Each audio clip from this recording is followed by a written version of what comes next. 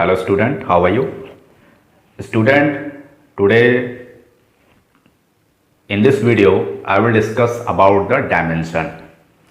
Dimensions. अगर बच्चों dimensions के लिए कोई एक टर्म इस्तेमाल करना रहे तो टर्म होगा पावर्स. पावर्स होगा. So what is dimension? Dimension of a physical quantity. Dimensions of a physical quantity are the powers reached on the fundamental unit in the derived unit of a quantity. बच्चों ये तो था definition. अब समझिए मैं क्या बोल रहा हूं, इसको कैसे समझें. तो सबसे पहले हम करते क्या है कि हम किसी फिजिकल क्वांटिटी का डायमेंशन निकालते हैं, फिर वहीं से समझते हैं. तो हमने किया क्या, लिखते हैं formula of force. So what about the formula of force? Force is equal to the mass into acceleration. Actually, I am going to find out the derived unit of force, and from the derived unit of force, I will explain what the meaning of dimension of force or the any quantity. तो बच्चों force का formula लिख दिए हैं, अब unit derive करना है. तो भाई सबसे पहले हम लिखेंगे unit of mass. So what about the unit of mass? It is KG. And what about the unit of acceleration? Metre per second square. तो यहां पर लिख देते हैं मीटर पर सेकंड स्क्वायर.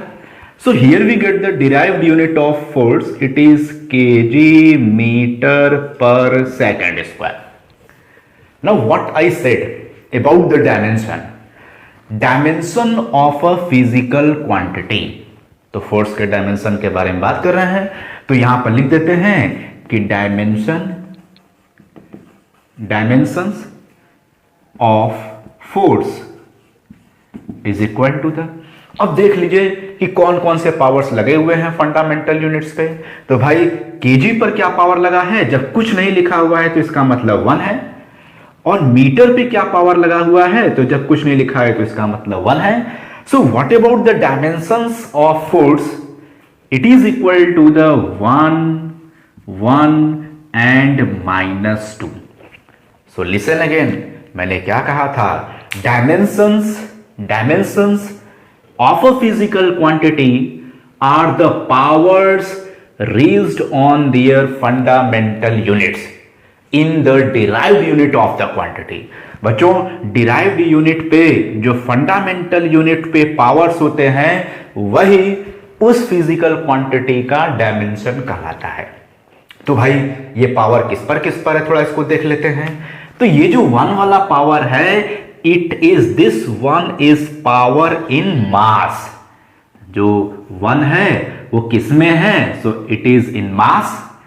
और ये जो अगला 1 है वो किस में है? It is in length. And what about -2? This -2 is in time में. तो जो हम पावर्स लगा रहे हैं वो बता रहे हैं कि भाई फोर्स के डायमेंशंस क्या है. तो मास में जो डायमेंशन है वो है 1, जो लेंथ में डायमेंशन है वो क्या है? 1, और टाइम में डायमेंशन क्या है? It is -2. Dimension means what? Powers. मैंने पहले ही कहा कि अगर डायमेंशन को केवल एक टर्म देना रहे तो क्या रहेगा? It will be the power. It will be the power on which? On the fundamental units. So it was the definition of dimensions. एक और कर लेते हैं, इसको और क्लियर कर लेते हैं. तो अगर बच्चों अब हम मूव करते हैं फोर्स से प्रेशर की तरफ मूव करते हैं. प्रेशर अगला वाला देखते हैं. हमें करना क्या है? हमें पता करना है कि what will be the dimension of pressure. So to write the formula of pressure. भाई प्रेशर का फॉर्मूला सोचते हैं क्या होता है? अगर याद है तो अच्छा है, अदरवाइज आप देख सकते हैं कि भाई हमने क्या किया, यहां पर प्रेस किया, प्रेशर लगा रहे हैं. तो प्रेस करने में हम क्या कर रहे हैं? यहां पे फोर्स लगा रहे हैं. और कहां लगा रहे हैं? तो इस पाम के नीचे जो एरिया है वहां लगा रहे हैं. ऊपर में फोर्स और नीचे में क्या है? Area. It is pressure. So here's the formula of force, formula of pressure. It is force upon area. We are going to firstly derive the unit of pressure. So we should write the formula of pressure, formula of force. We have already written the formula of pressure. It is force upon area. So what about the formula of force? It is mass into acceleration and divided by the area. So what do you think about the unit of pressure? So here will be unit of pressure. Unit of pressure. भाई यहां से हम पता कर सकते हैं मास की unit क्या होती है, KG. Acceleration metre per second square. And what about the area? Area का यूनिट क्या होता है भाई, आप जानते ही हैं. किसी भी एरिया के फॉर्मूले को आप इस्तेमाल करेंगे तो पता चल जाएगा भाई यहां पर क्या होता है, इट इज मीटर स्क्वायर. भाई एरिया का फॉर्मूला आप कोई भी लगा लीजिए, लेंथ इनटू ब्रेड्थ कर लीजिए, चाहे तो पाई आर स्क्वायर से निकाल लीजिए, कहीं से भी आप एरिया का यूनिट निकाल सकते हैं. तो यहां पर देखिए मीटर स्क्वायर से ये मीटर कैंसिल कर गया and here we get the unit. We are writing here unit of pressure is equal to the KG and after that metre to the power -1 and second to the power -2. अब बच्चों फिर से पूछा जाए कि what is dimension of pressure, what is dimensions. Dimensions S लगा रहे हैं क्योंकि पावर्स.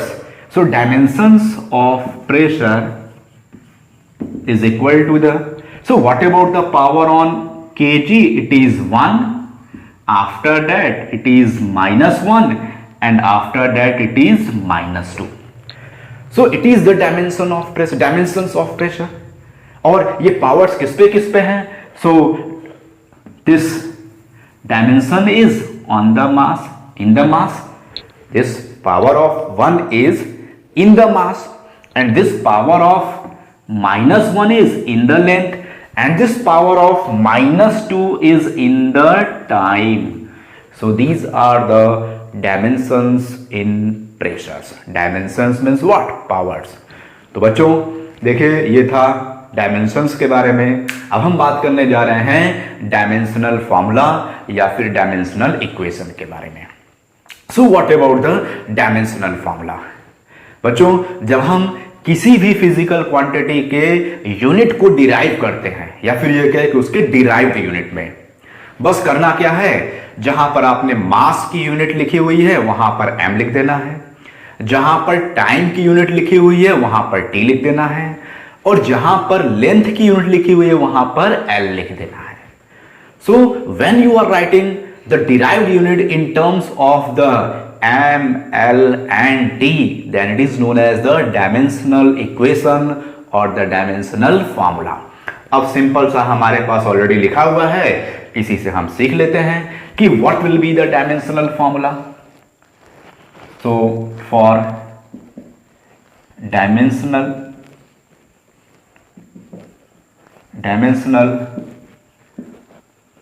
formula of प्रेशर तो कैसे लिखेंगे? So first of all this bracket will be there.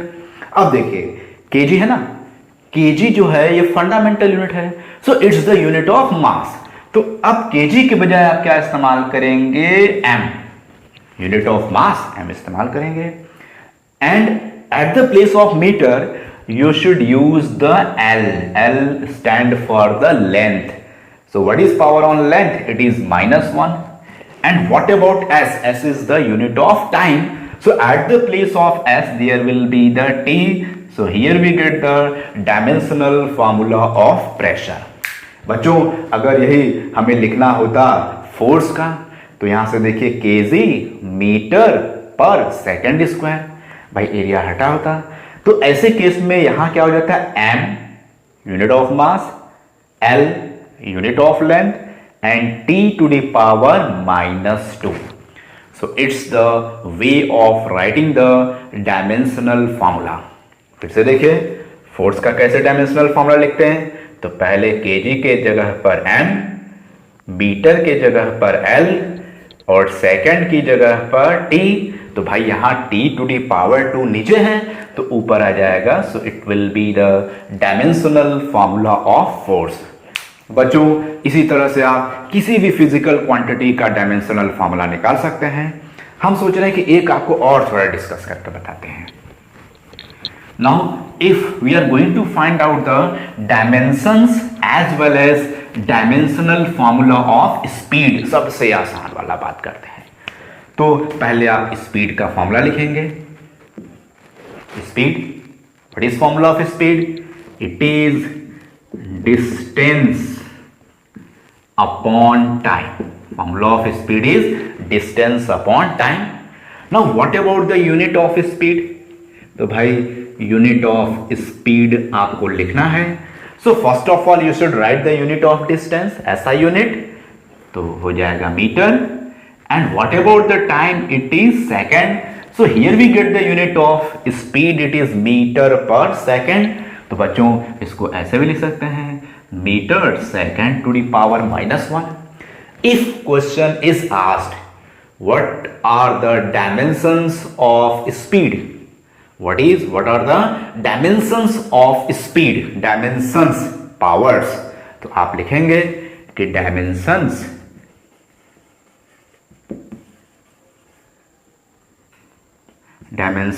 of speed is equal to the, so here's the unit of mass, unit of length। तो कितना power है? तो आप लिख देंगे 1। और ये किसका यूनिट है? तो टाइम का। इस पे कितना पावर है? तो -1। So dimensions of speed is 1 and -1। But in which these powers are? So these powers are length. In length it is -1, in time it is in length it is 1 and in time it is -1। तो speed में जो dimension है वो ये है, और किसमें ये पावर है? तो ये हमने यहां इंडिकेट कर दिया कि लेंथ में 1 पावर है और टाइम में -1 पावर है। And if question is right the dimensional formula, so what will be the dimensional formula? तो बच्चों यहां से आप डायमेंशनल फॉर्मूला ऐसे हम एरो से इंडिकेट कर देते हैं। At the place of metre we have to write the length, and at the place of second we have to write t। So here will be the LT -1, LT -1 हमने लिख दिया यहाँ पे इस ब्रैकेट में। कभी कभी बच्चों होता क्या है कि हमने कहा M, L और T के टर्म में रिप्रेजेंट करते हैं। तो अगर इसी को लिखना रहे, यहां पर M भी लिखना रहे, तो कहेंगे M नहीं है। तरीका है, रूल नहीं। क्या मैंने कहा? M नहीं है, बोलने का तरीका। नहीं मतलब 0। लेकिन अगर किसी क्वांटिटी पे पावर 0 लगाते हैं तो उस बात का मतलब क्या होता है? 1। भाई 2 to the power 0 is equal to 1, 10 to the power 0 is equal to 1। so in the same way m to the power 0 is equal to the 1। तो भाई LT -1 में अगर 1 से मल्टीप्लाई करेंगे तो कोई चेंजेस आने वाले नहीं है। अब अगर आपसे क्वेश्चन पूछता है कि what is dimension of speed in mass? Listen again what I am saying. What is dimension of speed? What is dimension of speed? Dimensions of speed in mass. So in mass, what is power? It is 0. So dimension of speed in mass will be the 0। और dimensional formula ये हो जाएगा। इसको हम इस तरह से लिख लेंगे। तो बच्चों ये था about the dimensions and their dimensional and the dimensional formula. किसी भी चीज को अगर हम पढ़ते हैं तो कुछ ना कुछ उसका एप्लीकेशन होता है, कोई ना कोई उससे फायदा होता है।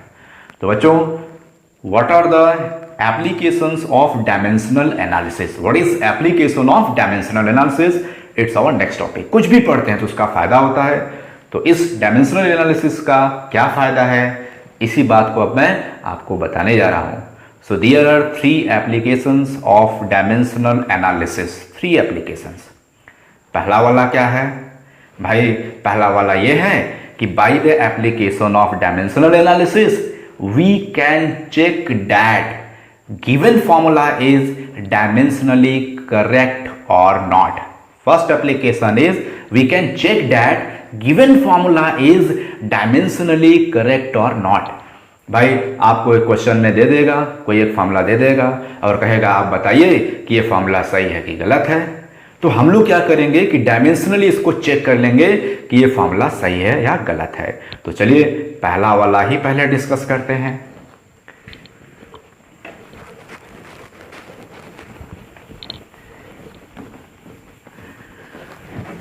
So see here about the first and question is if, बच्चों क्वेश्चन में लिखूंगा नहीं, केवल स्टेटमेंट में रखूंगा, आप जब नोट्स बनाएंगे तो मेरे स्टेटमेंट सही नोट कर लेंगे. So if question is if time period T of an oscillating simple pendulum given by 2 pi under root L by G, ऐसे दिया हुआ है. कह रहा है कि time period of oscillation bye simple pendulum को आप जानते हैं कि ऐसे ऑसिलेट करता रहता है. तो उसका जो टाइम पीरियड है, अब आपको टाइम पीरियड आता है चाहे नहीं आता है, भाई आप जानते होंगे, मान लीजिए नहीं आता है तो भी आप टाइम समझेंगे.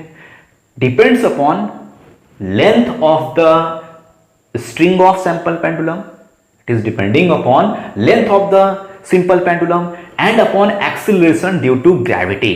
इस तरह से वो डिपेंड कर रहा है. तो आपसे क्वेश्चन पूछता है कि क्या ये फॉर्मूला सही है. If time period of an oscillating simple pendulum is given by 2 pi under root L by G, here L is the length of the simple pendulum and G is the acceleration due to gravity, then check that given formula is dimensionally correct or not. So it is a question. भाई कैसे check करेंगे, बड़ा ही simple सा concept है. पहले आप क्या करेंगे, अगर ये फॉर्मूला सही है तो इस साइड में अगर टाइम है तो इस साइड में टोटल क्या होना चाहिए, टाइम होना चाहिए. If this quantity is time then this quantity must also be the time. तो अगर इधर का dimension of left hand side is equal to the dimension of right hand side, then formula will be dimensionally correct. Formula सही होगा. तो देखिए सबसे पहले हम करेंगे क्या, हम लिखेंगे dimension of, di लिखते हैं, आप पूरा लिखेगा, dimension of left hand side. So what about the dimension of left hand side? भाई डायमेंशनल फॉर्मूला आपको लिखना है. तो ये तो टाइम है, तो टाइम का डायमेंशनल फॉर्मूला आप इस ब्रैकेट बनाएंगे और इसमें t लिख देंगे. सो it's the dimensional formula of time. Now you should write the dimensional formula of right hand side, LHS. तो भाई 2 pi एक न्यूमेरिकल वैल्यू है, न्यूमेरिकल वैल्यू 2 है और पाई है. तो ये तो कोई फिजिकल क्वांटिटी है नहीं, इसलिए इसका डायमेंशन पाया नहीं जाएगा. Now we have to find out the dimensional formula of L by G. तो ऐसे आप अंडर रूट में लिख देंगे. And first of all what about the dimension of length, तो मैंने बताया है कि लेंथ को L से रिप्रेजेंट करते हैं. And what about the unit of acceleration due to gravity. भाई यूनिट से समझते हैं तो होता है मीटर पर सेकेंड स्क्वायर. तो मीटर का मतलब हो जाएगा L, second T, 2d power -2. भाई -2 वहां पर है.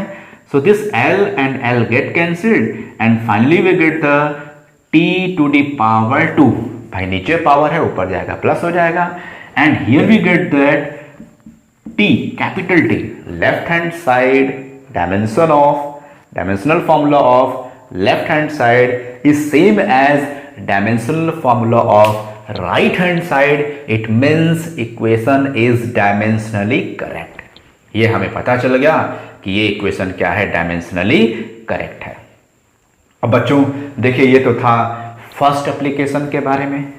तो मैं चाहूंगा कि मैं आपको एक क्वेश्चन दूं और आप इसे मेरे कमेंट बॉक्स में लिख करके बताएं कि ये जो मैं क्वेश्चन दे रहा हूं ये डायमेंशनली करेक्ट है या गलत. इक्वेशन जो दे रहा हूं इट इज डायमेंशनली करेक्ट और wrong. So see here, what about the question?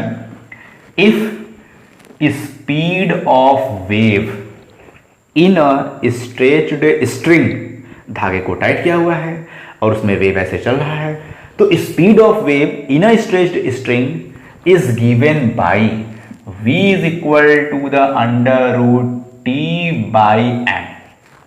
बच्चों जैसे ही आप देखेंगे t सोचेंगे टाइम, नहीं ये टाइम नहीं है. Here T is the tension in the string. T is the tension in the string. And what about the m? अब आप सोचेंगे कि m क्या होगा, m तो मास होगा, नहीं बच्चों, ये m क्या है, ये m is equal to the linear mass density. तो थोड़ा मैं हेल्प कर देता हूं भाई, आप अभी 11th में पढ़ रहे हैं, हो सकता है टेंशन के बारे में आप ना जानते हो, और आप हो सकता है कि लीनियर मास डेंसिटी के बारे में ना जानते हो। तो मैं बता दूं कि what about the tension and what about the linear mass density. Tension का मतलब क्या होता है, अब जैसे सपोज कर लीजिए कि मेरे एक हाथ को कहीं बांध दिया गया है, इस तरह से ऐसे बांध दिया गया है, और दूसरे हाथ पर खींचा जा रहा है, हमें ऐसे तेजी से खींचा जाता है इधर। तो जब खींचा जाता है तो मेरे हाथ में क्या आ जाएगा, टेंशन आ जाएगा, हमारा हालत खराब हो जाएगा, हम कहेंगे छोड़ो यार, छोड़ो जल्दी छोड़ो। ऐसे अगर हाथ को बांधा हुआ है, एक हाथ बंधा हुआ है, दूसरे खींचा जा रहा है, तो इस हाथ में क्या आ जाएगा, मेरे मसल्स में क्या आ जाएंगे, टेंशन आ जाएंगे, हाथ में दर्द होने लगेगा। तो जैसे ही छोड़ा जाएगा तो हम कहेंगे ओह बच गए, फोर्स लगा, टेंशन आ गया, फोर्स हटाया गया, टेंशन खत्म हो गया। तो टेंशन कहां से आता है, tension is equal to the force. जान लीजिए टेंशन का मतलब क्या होता है, फोर्स। हाथ पे टेंशन लगा, मसल्स स्ट्रेच हो गए, दर्द करने लगा, टेंशन आ गया, छोड़ दिया गया, टेंशन खत्म हो गया। So what will be the dimension of tension, it will be same as the dimension of force. अब दूसरा देखते हैं, लीनियर मास डेंसिटी। एक्चुअली बच्चों लीनियर मास डेंसिटी का मतलब होता है मास per unit length, mass per unit length. So what about the T, at the place of tension you should use the force, and at the place of linear mass density it is m is equal to the mass per unit length। Shortcut आप पूरा लिखेंगे मास per unit length, तो ये क्या हो जाएगा, is equal to the mass upon length of the string. Linear mass density is the mass upon length of the string. तो बच्चों आप इसे क्वेश्चन को सॉल्व करेंगे और मेरे कमेंट बॉक्स में लिखेंगे कि ये जो मैंने इक्वेशन लिखा है ये डायमेंशनली करेक्ट है और रॉन्ग है। So I discussed about the first application, it was we can check that given formula is dimensionally correct or not. बच्चों जो सेकेंड एप्लीकेशन होता है वो क्या होता है, so with the help of dimensional analysis we can convert the given value from one system of unit to the other system of unit। अगर बच्चों एसआई में दिया है और कहे कि आप सीरियस में बताइए कि इसकी वैल्यू क्या होगी, तो हम लोग डायमेंशनल एनालिसिस का हेल्प करके हम लोग क्या कर सकते हैं, किसी भी वैल्यू को वन सिस्टम ऑफ यूनिट से अदर सिस्टम ऑफ यूनिट में कन्वर्ट कर सकते हैं। तो देखिए कैसे ये वर्क करता है, कैसे इसका यूज करते हैं।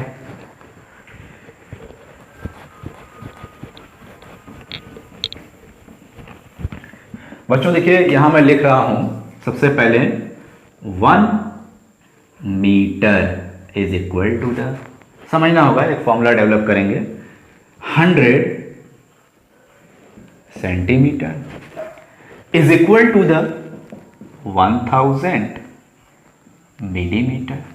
अब बच्चों अगर आपसे क्वेश्चन पूछा जाए कि बताइए 1 मिलीमीटर बड़ा है, लार्ज है, या फिर 100 सेंटीमीटर लार्ज है, या फिर 1000 मिलीमीटर लार्ज है, तो आप समझ सकते हैं कि all these three are equal, all these three are equal, सभी की वैल्यू क्या है, सेम है।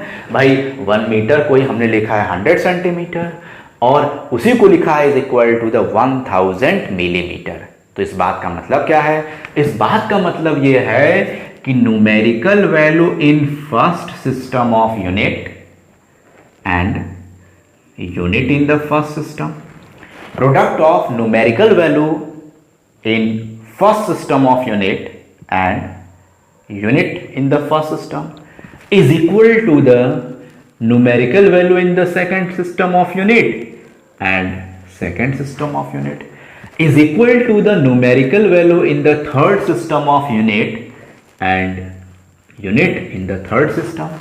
तो अगर हम कह रहे हैं कि numerical value और यूनिट का प्रोडक्ट हर सिस्टम में इक्वल होता है, तो ऐसे केस में चाहें तो हम ये भी लिख सकते हैं, क्या लिख सकते हैं कि nu is equal to the constant, nu is equal to the constant means product of numerical value and unit for all the system of unit will be constant. तो बच्चों ये तो था जनरल डिस्कशन, लेकिन हम कैसे इसको अप्लाई करेंगे, कैसे इसमें कॉन्सेप्ट उठाएंगे, तो हम यहाँ पर करने क्या जा रहे हैं, हमें वन सिस्टम ऑफ यूनिट को कन्वर्ट करना है सेकेंड सिस्टम ऑफ यूनिट में।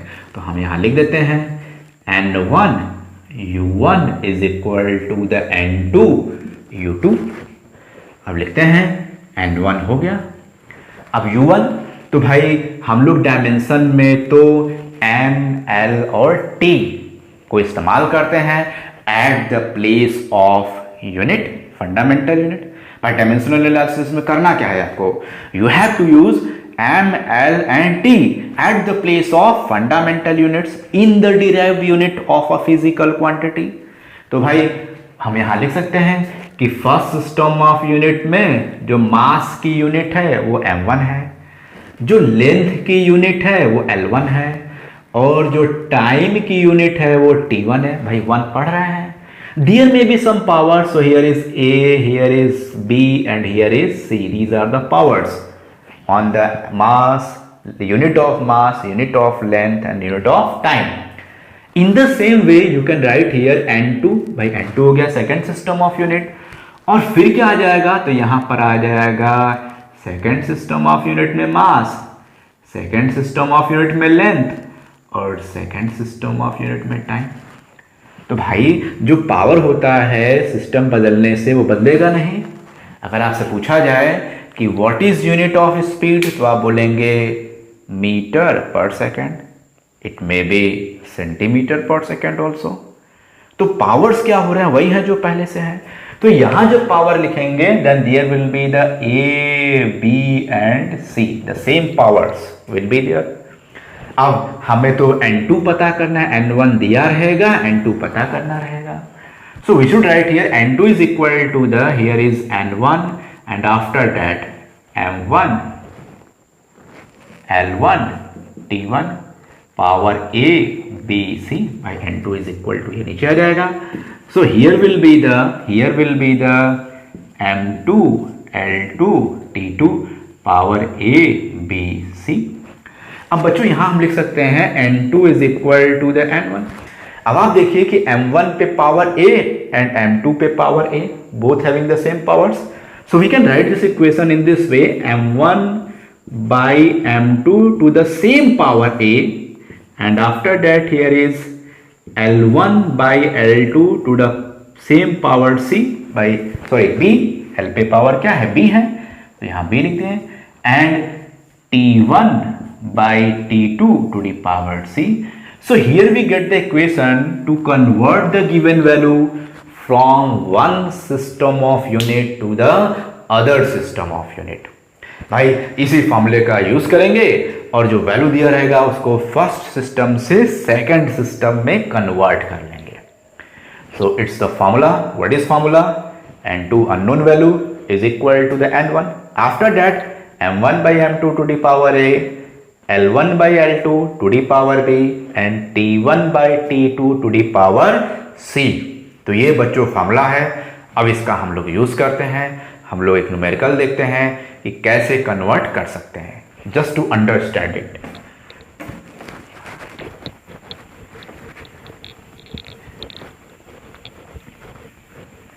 देखिए बच्चों, अब एक क्वेश्चन है। क्वेश्चन क्या है? क्वेश्चन कह रहा है कि आप 1 न्यूटन फोर्स को कन्वर्ट करिए। किसमें कन्वर्ट करिए? तो डाइन में, DYNE, डाइन। न्यूटन को कन्वर्ट करना है डाइन में। आज आपको पता चलेगा कि 1 न्यूटन में कितनी सारी डाइनें पाई जाती हैं। देखिए, तो फिलहाल लिख देते हैं n2, नहीं पता है। Newton is SI unit and dyne is सीरियस unit. So what about the n2? n2 is equal to the formula। भाई आप पढ़े हुए हैं n1 after that m1 by m2 to the power a, L1 by L2 to the power B and T1 by T2 to the power C। अब बच्चों करना क्या है, पहले तो N2 पता करना है, तो लिख देंगे N2 is equal to the N1 पता है 1 न्यूटन, सो हियर्स द 1। अब आप क्या करेंगे, जो फर्स्ट सिस्टम ऑफ यूनिट है, तो फर्स्ट सिस्टम ऑफ यूनिट क्या है, एसआई वाला है, तो ये मास है। एसआई की यूनिट मास में क्या होती है, वही लिख देंगे केजी। और दूसरा वाला सिस्टम कौन सा है, CGS. C means centimetre, G means gram and S means second.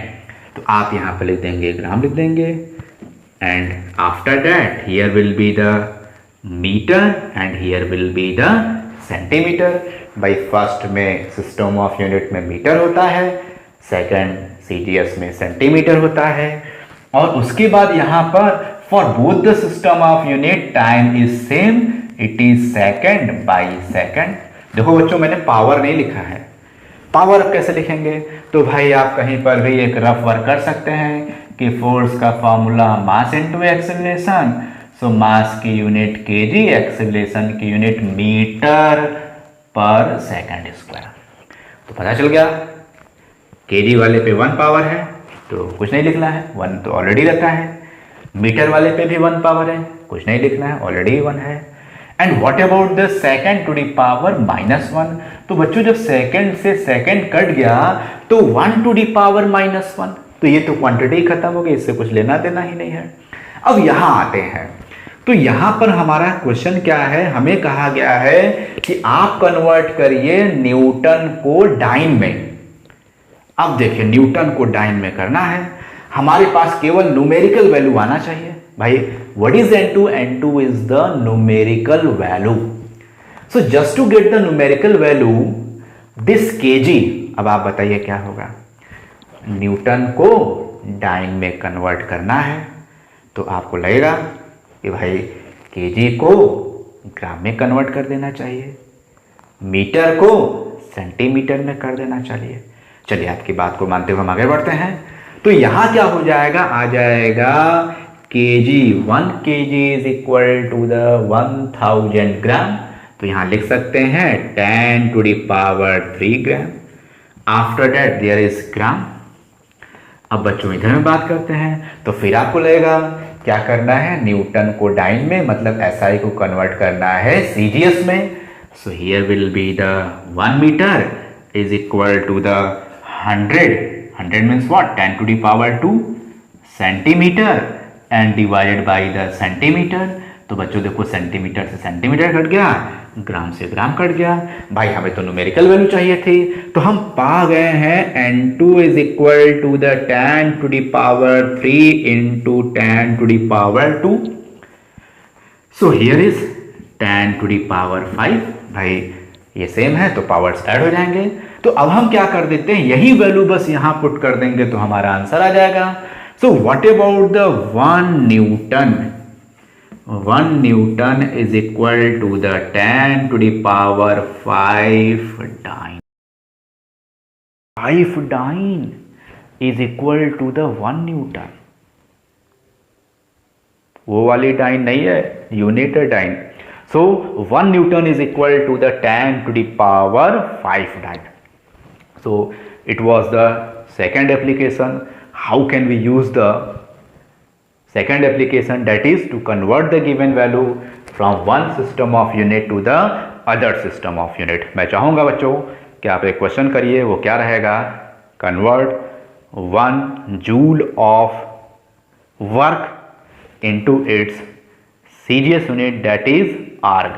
So you have to convert the joule into the arg, and other is also convert the 1 Pascal of pressure into its CGS value. तो बच्चों आप इसे करिएगा और बताइएगा मुझे।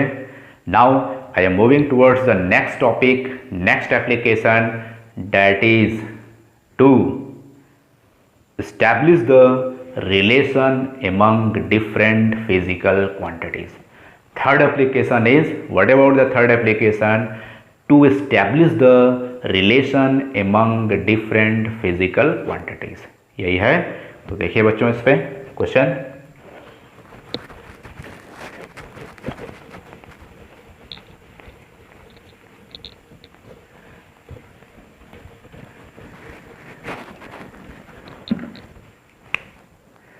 So if in a question मैं लिखूंगा नहीं, केवल स्टेटमेंट यूज करूंगा. So if in question if time period of oscillation, जो मैंने दिया था ना उसी को इस्तेमाल कर, उसी को फिर से डिराइव कर रहे हैं. एक क्वेश्चन मैंने दिया था अभी कुछ देर पहले टाइम पीरियड ऑफ ऑसिलेशन पे, तो उसी को अब हम इस थर्ड पार्ट में इस्तेमाल कर रहे हैं, यूज कर रहे हैं. So if time period of oscillation depends upon, if time period of oscillating simple pendulum depends upon length of the simple pendulum L and upon acceleration due to gravity, then establish relation among these physical quantity. So it's the question. भाई कह रहा है कि जो time period of oscillation है वो देखिए क्या लिख रहे हैं, डिपेंड कर रहा है. Depend means what, proportional to the, किस पे, तो लेंथ ऑफ द स्ट्रिंग पे या फिर length of the simple pendulum पे, and upon the acceleration due to gravity. Then establish relation among these quantities. Relation means what, formula बन जाएगा.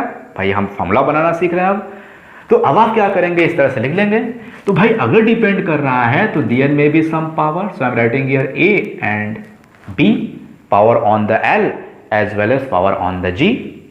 तो बच्चों ये हो गया हमारा फर्स्ट इक्वेशन. भाई इक्वेशन जब फॉर्मूला आता है तो उसमें तो इक्वल आता है, तो हमने इक्वल लिख दिया. फिर लिख देंगे K L to the power A and G to the power B.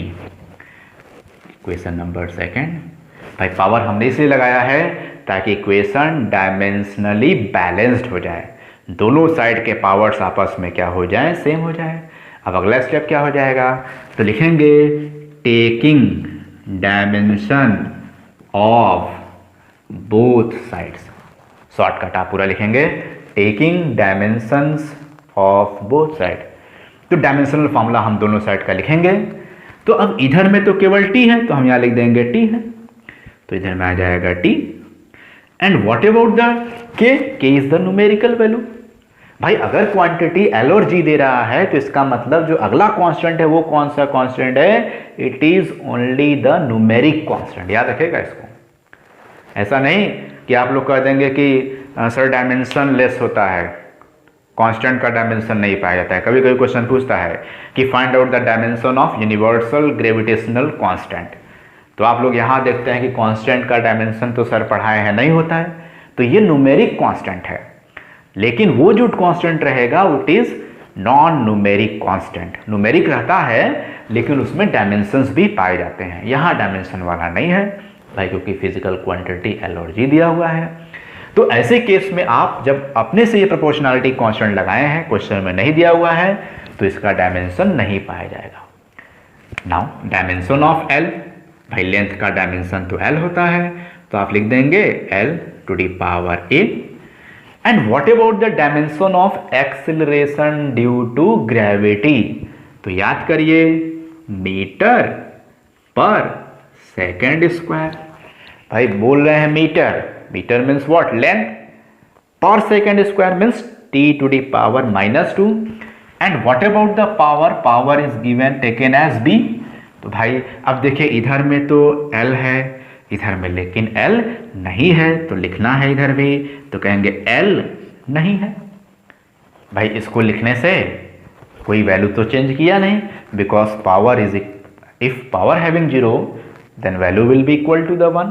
So if we are multiplying this t with the 1, then there will be no any change, but there will be some benefit. So here is L to the power 0 and t. अगर m भी दिया होता इस side में और इधर नहीं होता तो हम m to the power भी 0 लिखते हैं. अब बच्चों देखिए इज इक्वल टू लिखेंगे तो आ जाएगा L to the power a, और इसको ओपन करेंगे तो L to the power b and t to the power -2b. भाई पावर पे पावर था, मल्टीप्लाई हो जाएगा. So here we are getting that L to the power 0 and t is equal to the L having power a and L having power b. So here will be the L to the power a plus b and t to the power -2b.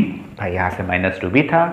फिर आप देखेंगे मैंने power इस equation में इसीलिए लगाया था ताकि अब एक स्टेटमेंट बोलेंगे कि as this equation is dimensionally balanced. Dimensionally means what? Powers will be same as this equation is dimensionally balanced. While you are solving this equation, you must write this equation right here. So as this equation is dimensionally balanced, तो भाई dimensions means what? Powers. तो आप लिखेंगे कि इसका power same है, तो आ जाएगा a plus b is equal to the 0. Here is the equation number 3rd. And what about this minus 2b? भाई t to the power minus 2b है तो इसके पावर के इक्वल होगा, यही होता है डायमेंशनली बैलेंस्ड का मतलब. So what about the minus 2b? It is equal to the 1. भाई इस पे कुछ नहीं लिखा है, इसका मतलब क्या है? 1. तो आ गया b की वैल्यू क्या आ गया? b is equal to the minus 1/2 equation number 4. And after putting this value of b in the equation 3rd to get the value of a, so here will be the a minus 1/2 is equal to 0.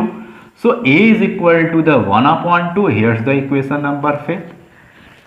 बच्चों हमारे पास second equation के लिए powers की value आ गई है. अब लिखेंगे putting the value of equation 4 and 5th in equation second में वैल्यू पुट कर देंगे.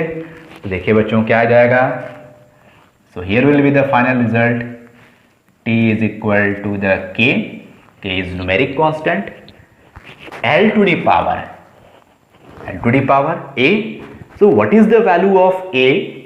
a is equal to the a is equal to the 1/2. Here is 1/2. So 1/2 and g to the power b. So value of b minus 1/2. So here is g to the power minus 1/2. तो बच्चों यहां से क्या आ जाएगा आप देख सकते हैं. अब यहां लिखेंगे t is equal to the k l to the power 1/2 and after that as this power is negative तो भाई नीचे लेते आएंगे तो पावर आ जाएगा plus. So if a quantity having power 1/2, so 1/2 power का मतलब होता है अंडर रूट. तो अंडर रूट में l भी गया और अंडर रूट में g भी गया. So here we get the formula t is equal to the k under root l by g. So it's the answer. Question क्या था? क्वेश्चन था कि if time period of oscillation of a simple pendulum depends upon the length of the simple pendulum and upon acceleration due to gravity, then establish the relation among these physical quantities. So here we establishes the relation among these physical quantity. बच्चों यहाँ पर k की value आप 2 पाई नहीं लिखेंगे. अगर question में दिया रहता है कि कांस्टेंट की वैल्यू 2 पाई है तभी आप लिखेंगे, नहीं तो जानते हुए भी इसको लिखते नहीं हैं. जब क्वेश्चन में देगा तो लिखेंगे. So it was all about the dimensions, what is dimensions and their applications. बच्चों ये थोड़ा सा मैंने बताया है आपको. अब आज के लिए तो फिलहाल इतना ही.